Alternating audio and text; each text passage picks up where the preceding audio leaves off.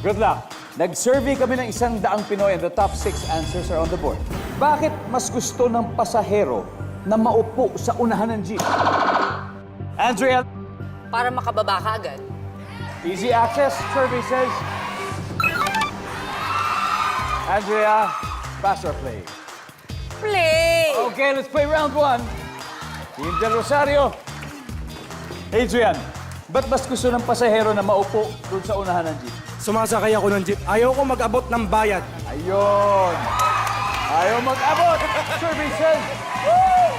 Yan. Diba? Ang mga sumasakay talaga ang makakasagot nito. Bakit mas gusto ng pasahero na maupo sa unahan ng jeep, Grace? Kasi para mas maano ng hangin. Hangin, Makalanghap di na ba? hangin. Pag nasa harap ka eh. Kuha mo yung hangin. Services.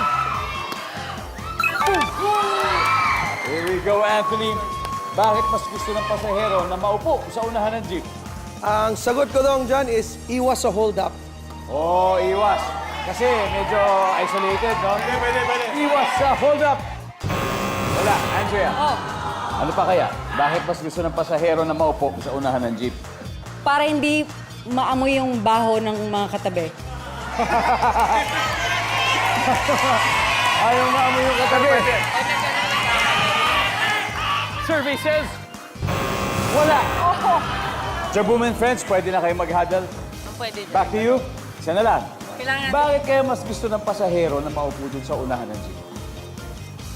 Para malapit sa driver, pag nagbabayad, Mas madali magbayad.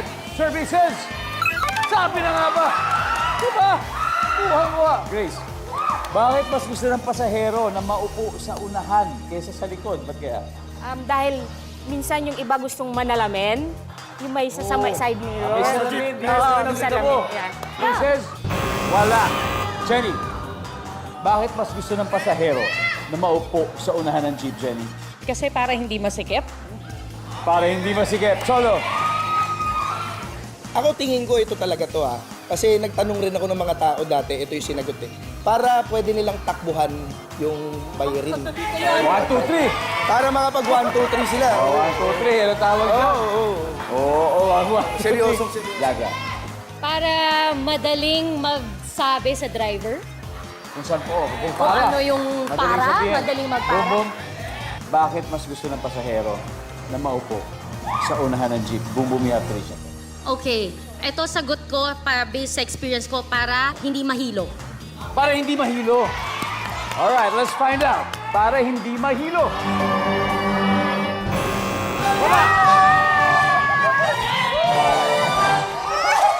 Kasama na siguro sa press ko yun. Hindi ka mahilo. Anyway, gusto ko malaman ko ano ito. Number 2.